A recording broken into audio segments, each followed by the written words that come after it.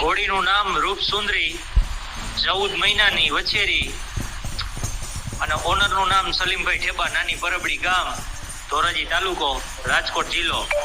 અને આપણે ઉસ્તાદ મુસ્લિમભાઈ રાજસ્થાનથી, ઘોડીના ટ્રેનર. કોઈ ભાઈઓને ઘોડી ટ્રેન કરવી હોય, 2 પગ્યા હાલતી કરવી હોય, ડિસ્કો શીખવાડવો હોય, તે ઝીણો મોટો હાલ શીખવાડ્યો હોય તો ડિસ્પ્લે પર નંબર આપેલો છે, એનો કોન્ટ્રાક્ટ કરજો.